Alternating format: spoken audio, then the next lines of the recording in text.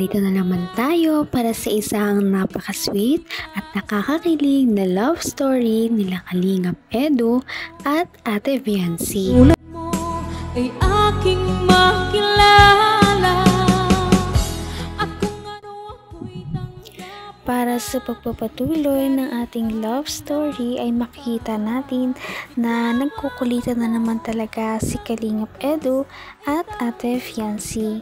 Ngayon nga ay ang pagpapatuloy ng kanilang date sa tabing dagat. Napaka-romantic ng kanilang date dahil kahit simple lamang ito ay talaga namang nakaka-relax dahil nga medyo nakaka-stress din naman ang pag-aasikaso ni Kalingap Edu sa kanyang mga beneficiary at si Ate Viancy naman sa kanyang pagkaaral. Kaya naman makikita natin na kahit medyo iba ang panahon nun ay nag-enjoy din talaga sila. Kahit na medyo mukhang ulan na ay nakikita pa rin natin na kinikilig talaga sila. Ang nais ko lang Gusto mo yun? Gusto mo ba inaalagaan niya? Ay, kaya ko na malagaan sarili ko. Ayun mo yun, nag-ano oh. Nag-volunteer na ako eh. Bihira lang ito. Tanda ko na Bihira. po. Tanda ka. Hindi ka na po kailangan talaga. Ay, tanda ka na. Tanda ka na, pero alam mo yun, marami din ako na inaalagaan matanda. Lahat basta nangangailangan. Basta kailangan ng tulong ko. Hindi ako Bilib ako sa inyo eh. Bilib ka sa akin. Bakit naman? Ang bait niyo po. Bait? Ano pa? Sipag. Ano pa? Huwag na po kayo. Ano ba? Nawala mo ka? Ano meron? Ano ba? Meron ba ditong... Ito ka naman. Lumalayo ka ng lumalayo. Paano ako makakalapit? Paano ako makakalapit kung palagi kang lumalayo? Dapat ka po. Ito, mas malapit. Nakakatuwa nga si Ate Viancy dahil kahit na ganyan na kinukulit na siya ni Kalingap Edu ay alam niya talaga ang kanyang mga boundaries at ang mga gusto at hindi. Kaya naman sinasabi niya kung hanggang saan lamang si Kalingap Edu dahil kung yun ang kanyang sinabi ay pinapanindigan niya yun.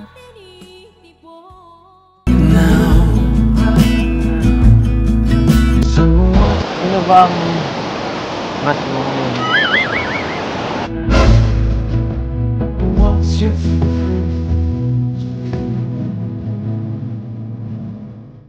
Secret po. Secret? Secret.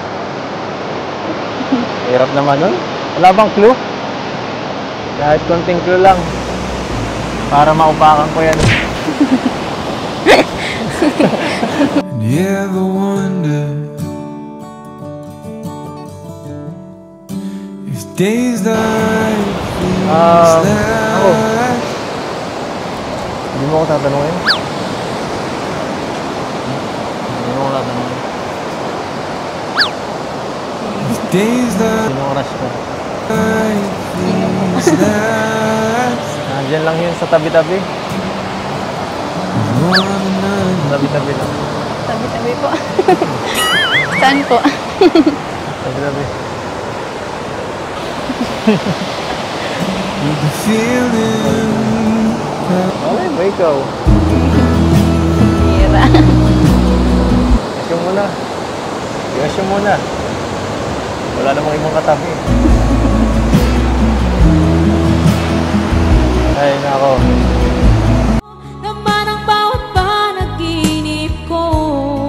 Ikaw lang ang Sumulit na nga si Kalingap Edu tungkol sa mga crush ni Ate Fiancy dahil tinatanong niya kung may nagugustuhan na daw ba ito. Syempre maraming nagkakagusto kay Ate Fiancy, ngunit iisipin talaga natin na sa ganda niya, sino kaya ang nakabihag ng kanyang puso.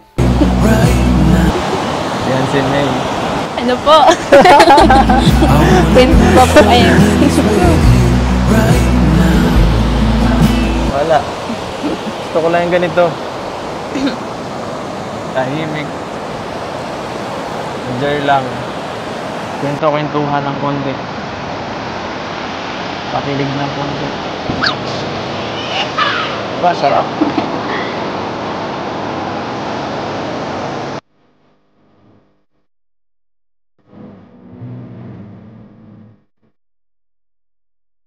Huwag kong titingnan ng ganyan. Papakot yung tingin ng ganyan. Huwag kong titingnan ng ganyan. Papakit ka. Papakit ka eh. Ha?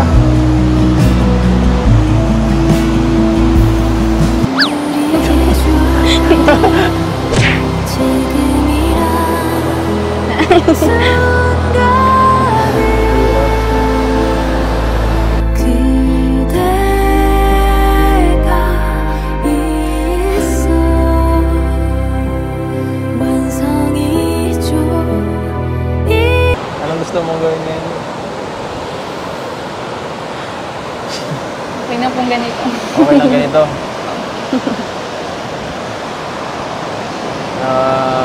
Tara.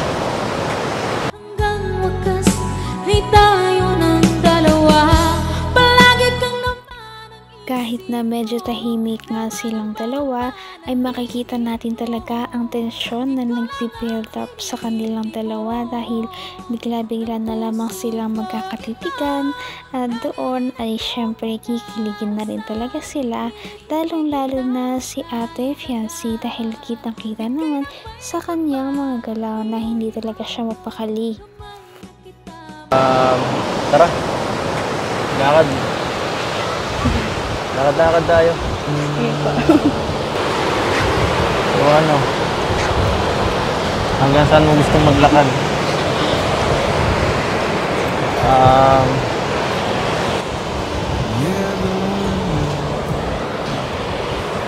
Tinatabingan mo. Ba't ka nahihiya? Ano ba? Kala ko mag-okay ka na. Kala ko okay na tayo. Dahan lang. Kayo po. Masyado ka mabilis. Masyado ka mabilis.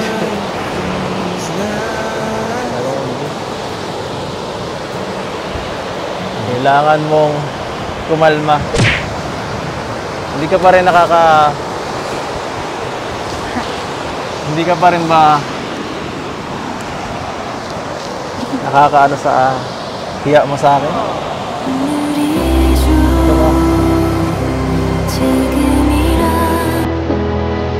Wow, kumain mo. Nahihiya ka?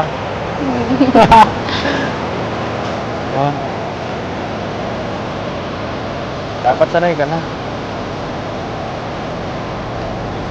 Uumayin kita ngayon sa mukha ko. Di mo kasi ako pinapansin pag naandun tayo at may mga kasama tayong iba. Ang hirap. Ang hirap Napaka-sweet naman talaga ng love team na ito. Ano pa kaya ang mga mangyayari na talagang magte-trending sa kanilang dalawa?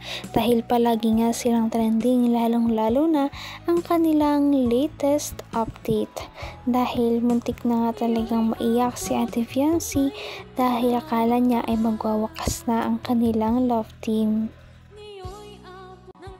Napaka-sweet talaga nila at napakabait ng tambalang ito kaya maraming sumusuporta. Kaya naman sana ipatuloy natin silang suportahan at mahalin si Fiancy, si Kalingap Edu at ang Kalingap team. Yun lamang at maraming salamat sa panonood. Abangan natin kung magkakatuluyan ba talaga si Kalingap Edu at Fiancy. Hanggang sa muli! Bye! Ngayon'y abot